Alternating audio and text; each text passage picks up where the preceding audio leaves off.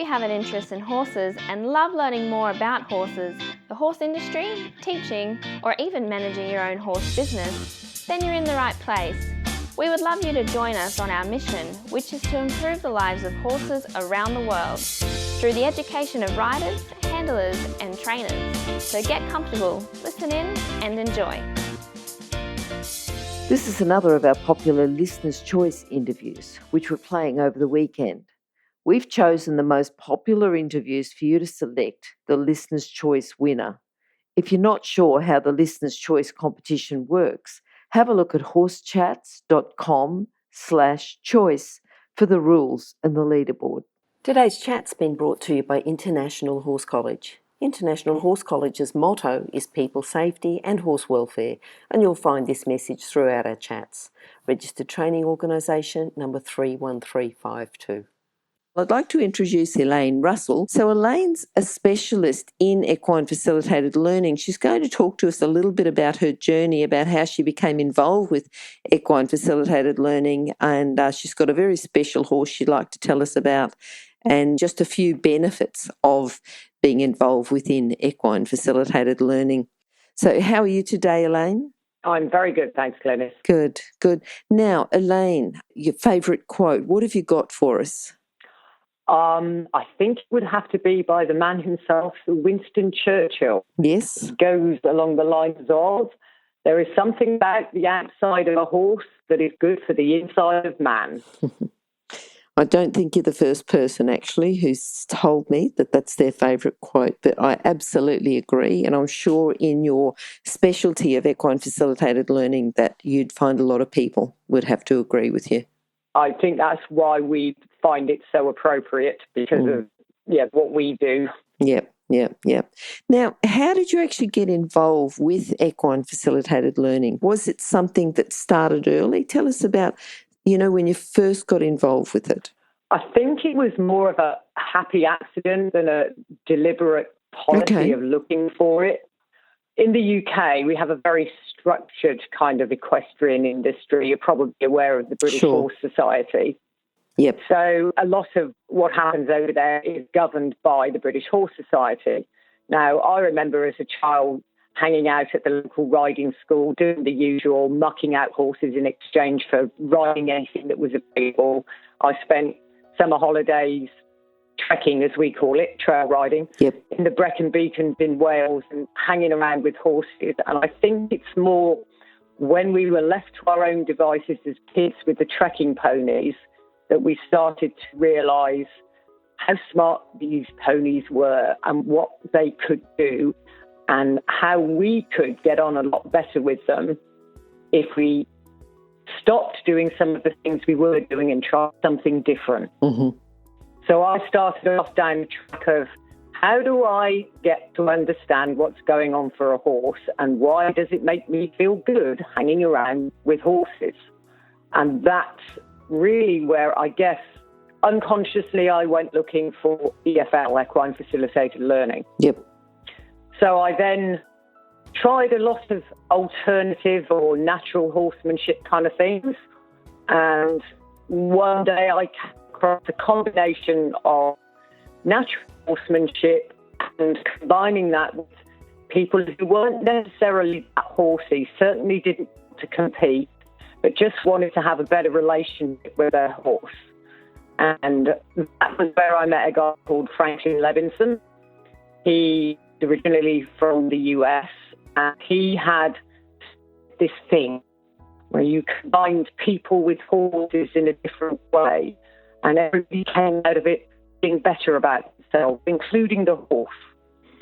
That was where I discovered EF, and I think we had actually called it, or Franklin had called it EFL at that point. So that was in my late 20s, 30s. Okay, so you said he didn't actually call it EFL. When was the first time you heard the term equine facilitated learning? I think that's what Franklin came up with. I mean, a few variations on a theme. The name he gave was EFL, Equine Facilitated Learning. Yeah. So if someone's going to become an EFL coach, what sort of core skills or capabilities or type of person, personality traits, would they need to know before they even got started? If we've got some listeners here that are thinking, maybe that's what I need to do, what sort of person do they need to be? Generally, someone who's got existing horse experience and horse skills. Mm-hmm. It doesn't really matter from what background, Western, English, trail riding, dressage, it doesn't matter as long as been hanging around with horses for a while in some capacity. Generally, They also have a kind of drive to help other people. So their pastime might be horses, but their big jobs are often teachers, carers, someone in that kind of social sector, and they know how to combine the... Yeah. Okay, and then if they're going to start to do this type of work, Elaine, what's the best thing about becoming an EFL coach? Well, I would say usually it's because you can combine the thing that you do as pastime, generally the horses, that gives you downtime, peace of mind, somewhere to hang out, with the other thing that you like doing, whether it's helping children, whether you've been working with veterans, whether it's just a desire to get out of the rat race, to get outside and do something that's beneficial, constructive for everybody with your horses. Yeah. Doesn't get much better than that. No, absolutely not. Now, I know that you've got a special horse. I think you've bred a special horse. And just tell us a little bit about that and what part he had in your EFL journey. Well, I'll say it. His full name was Nebuchadnezzar. Needless to say, we didn't call him that for very long. Okay. The Arab naming convention in the UK is slightly bizarre. So anyway, we called him Chad. I first met Chad the day he was born. I bought him when he was 9 months old. He actually was bred by people that I used to crew for on endurance rides. Mm-hmm. Being part Arab, he was probably about 55% Arab. I think it took Chad a long time to grow up. They tend to mature, certainly mentally, fairly slowly. And he was an interesting character. Chad never had any fear of people. But I can't tell you the number of times we have encountered killer butterflies in hedgerows of the UK. He was a very spooky individual, and we're never really sure why, because obviously he spent his entire life with me. But it was a very interesting journey for me, learning how to deal with his invisible demons and how to get him to relax and how to get him to focus. All things that probably I wasn't actually very good at, but you don't necessarily realise that at the time. Chad came with me when I moved to Australia, at which point he was about 12 years old. Mm-hmm. He actually adapted that very well, considering he was such a spook. And he never seemed to get fazed by the whole transition in climate and food and being with other horses. He always liked hanging about with people, but he would make it abundantly clear to people where they were at, as opposed to where they thought they were at. He could be very amenable, or he could just turn around and walk away. Mm-hmm. And he wouldn't necessarily give any indication of why. That was up to you to work out. You're the one with the issue as far as he's concerned. But say he was always very transparent, which made it in some ways easy for people to learn from him, because he would make it so obvious what was going on in his head would be apparent in his physical behaviour, which was never extreme, aggressive or anything like that. It was just quite funny and quite pointed. Okay. And Chad spent his entire life with me, which is fairly unusual, I think, in the horse world. Unfortunately, the climate out here does nothing for horses with melanoma. So he only made it to 17 and then decided he had better places to be, and off he went. Yep, sounds like quite a character. Yeah, he was, and I think anyone who met him would remember him. There weren't that many people who actually rode him other than me, because as I say, it could be an interesting experience. And a lot of EFL is ground-based anyway, but certainly anyone who did stuff with him would remember. Yeah. Now, thinking about some lessons that he taught people, what sort of things would he teach them? Like what he's done is just stayed with someone or walked away, but what achievements have people had through meeting Chad? I think they have learned, one of the things they learn is where their energy levels are at. Yep. So he would literally mirror their energy levels. If you came in very busy, very high energy, he would immediately start trotting around and shaking his head. Mm-hmm. And he may move away from you. He really actually completely left, but it would be a complete reflection of them. And inside, even if it wasn't apparent from the person's behaviour that they were in that state, if inside they were boiling away, Chad on the outside was equally boiling away. Mm-hmm. So he would show them very quickly. And from that, they learned to project their energy differently, control where their energy was at. Okay. Reduce the amount of energy they put into. For example, we can use physical cues or verbal cues when you're trying to get some kind of interaction with the horse. He never really took a whole heap of notice of verbal cues, but physical cues he was very hot on. You take a step too far forward, he'll stop. You come too close behind him, he'll speed up and away from you. Yep. So he was very good at showing them what their body language was saying, where their energy was at, and whether it was too much or too little. All right. And just thinking just generally, and I'm sure you've got a few, but your students, the people that you work with EFL, have you got a case study or something just to give an example to our listeners, the benefits of EFL, Equine Facilitated Learning? I think one of the most impactful, certainly on me, because it was fairly early on when I was doing EFL, was I had a little girl was brought by her dad. I think both parents came, but her mum was very upset at the time and wouldn't get out of the car. Mm-hmm. And for reasons that no one could explain, she was about 4 years old. She had stopped talking. It wasn't because she couldn't talk. There was no physical issue, but she just had decided to be what we call a selective mute. She wouldn't talk. Yep. And they were obviously very worried about this and could not fathom why she had done it. There didn't appear to be, certainly there were no physical, they couldn't find any psychological reasons for doing it. And I think they brought it to me out of sheer desperation. So anyway, we took her into a little round yard with a little fat white pony, and we started doing finger painting of the pony. And we plaited and we had ribbons, and she still was not saying much of anything. And my daughter, who was also about 5 at the time, decided that this looked like way too much fun not to be involved with. So she came into the round yard as well and took notice of the fact that this little girl wasn't speaking. And being a fairly garrulous 5-year-old, she carried on chatting as if nothing untoward was happening. About 20 minutes into this, the little girl suddenly started responding to my daughter. She just started talking. Yep. And it was like the floodgates had opened. And I called her father over, who'd been hovering in the background, like where you could see, but basically out of sight.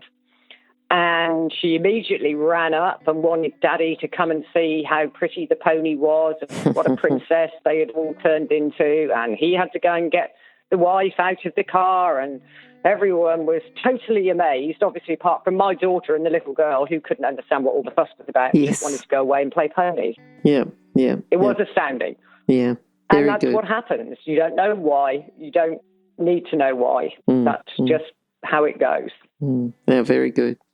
Now, thinking about just the general population, because we talked about, equine facilitated learning and being fairly new, but the general population, particularly you come to another country, has there been much in the way of challenges to you? That's not going to work, that's just not, doesn't work, that's not going to help. Has there been anything at all like that? I can pretty much make EFL work for anyone, but it's not the same for everybody. Okay. And there is, as you say, it's a new thing. Any kind of therapeutic horse interaction is relatively new, not very well documented to a large part. There are very few statistical studies, empirical data around how it does what it does, whether it's my version or any of the others that are out there.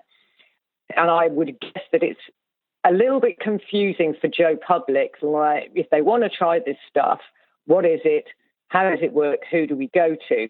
So I guess part of my challenge was making comprehensible what EFL is, what kinds of things it does, what kind of people do it. And of course, the other issue is any of this stuff is, as far as I am aware, totally unregulated, which is a pretty precarious position. What can be done to regulate it? Good question. Look, I think it would take some doing, and it would take a lot of cooperation from all of the parties out there who are involved in a therapeutic horse interaction. That generally, no matter what version it is, there have to be some underlying guidelines, structures, codes of practice that prevent the unethical and inexperienced and downright dangerous from getting involved. Because at the moment, there's absolutely nothing to stop anybody saying that they do this stuff, come see me, pay me money, and I'll fix you. It simply isn't true, but there's nothing to stop them. So the difference between equine facilitated learning and equine facilitated some sort of psychotherapy or therapy, what's the difference between the two? Okay, a few of the others out there, I'll just about some names like IGALA or EAP, Equine Assisted Psychotherapy, tend to require that the person providing the service has some kind of medical and or mental health qualification. So in the first instance, they could be a physiotherapist, a speech therapist, they could be a sociologist, a psychologist, and then they either combine that with their horse skills or they have another person there who has the horse skills. They tend to be more reflective, analytical in their approach to what happens between the person and the horse. We don't go down that route. As far as I'm concerned, the horse is the one doing the magic. It would benefit no one, probably especially not me, to gain one of those qualifications first. It also means that EFL is probably more accessible. A lot of people with disabilities, particularly intellectual ones, cannot participate in those kind of therapeutic interactions because they are not capable of that kind of reflective behaviour. It's not in their remit. So we deal with a wider range of clients than some of the others probably could because of the nature of the psychological aspect. Okay. Now, just thinking about if someone, you've sort of told me a case study and you've talked a little bit about that little girl. Is there another one that you'd like to say about someone that's maybe a bit older? When we run the first level of training for facilitators, one of the days we have actual clients who come in. And they're usually from the local area. I run the clinics all over Australia, so I don't necessarily know them. They volunteer to do it, or they are known to the person hosting the clinic. They're all ages and abilities. But one of the ones we had in New South Wales, a chance encounter in the local hostelry after hours. The lady there was a waitress, loved horses, absolutely terrified of them because she'd had a really bad accident, probably, I think, about 5 years before, which effectively resulted in her getting an ABI, an acquired brain injury. So she was desperate to hang out with horses, but really was too scared to go within 10 feet of them. She volunteered to be a client for us. I actually took the session with her, and we ended up with her 20 minutes later doing some liberty work with the Shetland pony and loving it. Now, I'm not saying she was cured, but she had no qualms whatsoever about taking lead ropes off and handling feet and hanging out with this little pony, and basically felt like she could progress from there. Maybe she would, maybe she wouldn't, but she certainly wouldn't be terrified of getting with a horse. And as far as she was concerned, that was a good place to start, and she's well on her way. Yeah. No, that's good. And it's changed her life, hasn't it? It's changed her whole outlook, because where she was scared, she's got the confidence now to start to do something again. And something that she always loved, that was the terrible part. Obviously, Yes. she was a rider and she loved horses, and she had a way back in. Good. So thinking about people when they first start, people who first come in, that they've been recommended equine facilitated learning for some particular reason, what sort of things are they doing wrong when they first come in that you can help them with in a session or two? I try not to look at it as them doing something wrong, Liz. I should say different then. We pick out the positive. Yeah. Better ways of doing things. This doesn't look like it's working that well. Maybe we could try this. It's about finding out for the members where they are at and then taking it from there. Where do they want to go? What is it they are looking to achieve? We try and have some kind of expectation setting before we get loose with the board. Just below the page we're all singing off. Generally, they want to get in there and be with the horse, unless they have, as the previous lady, a mortal terror of it and don't know where to start. Okay. But it's about explaining to them, this is how you need to start a relationship with horse. We're not going to go throwing lead ropes at them, dragging them around the end of it. Yep. Let's look at it from their perspective. How would that feel for you with a horse? Yeah. And take a step back, take a deep breath now. Let's approach this as if you are one horse to another. Let's think about it from their perspective. And it's about, you wouldn't do that to a person. An introduction to a complete stranger and go like that. It's always best it to the horse, but generally in a way that they can utilise away from the horse. So it becomes something that they use in everyday life, just not something they do when they're around the horse. Yep. Yeah. No, good. I think that's a good lesson for everything. It's just considering things from the point of view of the horse. Just how would you think, if you're a horse, how would you feel about that? Yeah, it's the same applies to training of horses. What is it you think you're telling a horse? I'm pretty sure that's not the message you're getting. Yes. If you're an equestrian coach or a horse riding instructor, or even if you aspire to be one, have a look at the free video series for horse riding instructors on the Horse Chats website. Go there now, have a look, horsechats.com. Okay, Elaine, what are you looking forward to now? You're getting ready to go to Equitana, so that itself is good. What are you talking about there? We have 2 sessions on the educators program. One will be talking about EFL, general therapeutic horse interactions, and then why EFL is different, how we do it, why we do it the way we do. And we will have 2 of our fully team with us. And the other one is about therapy horses. Okay.